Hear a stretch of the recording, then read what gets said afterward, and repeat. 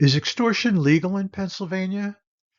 Extortion usually brings to mind criminal threats, violence, blackmail, intimidation, but sometimes extortion wears a suit. Sometimes it arrives on official letterhead, demanding payment under threat of financial and professional ruin. And that raises a serious question for Pennsylvanians. When does legitimate regulation cross the line into extortion? Please continue on to hear why I raise this question. My name is Elliot Goldberg. I've had no complaints lodged against me.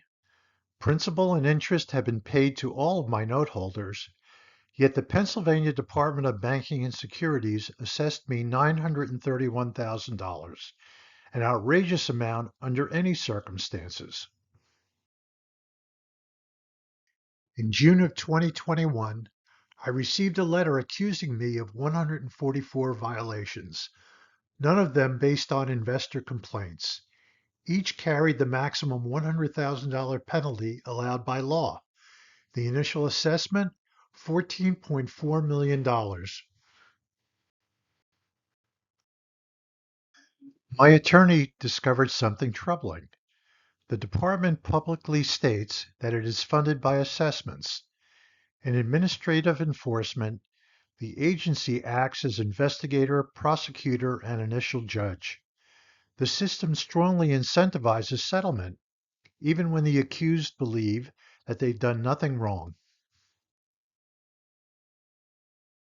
The department reduced its demand from 14.4 million to 1 million. I propose using that $1 million to return funds to any note holder who wanted their money back. After all, the department claims that their job is to protect investors. The department refused because the money was never about restitution. It was about keeping the penalty for themselves. I refuse to pay a life-altering penalty for conduct that harmed no one. We went to a hearing before a department-appointed hearing officer. Our key arguments were rejected. The assessment was reduced, but still stood at $931,000.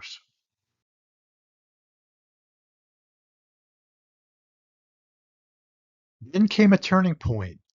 In Jarchese versus SEC, the U.S. Supreme Court ruled that when a government agency acts as investigator, prosecutor, and judge, the Seventh Amendment guarantees the right to a jury trial. My case is structurally identical, except it was brought by a state agency, not a federal one.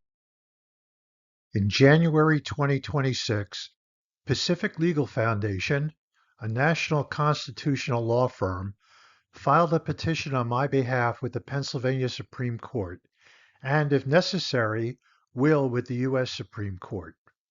This isn't just about me. It asks a fundamental question. If government agencies can impose massive penalties without juries, who is truly protected by the Constitution? For a list of frequently asked questions, please scan the QR code below.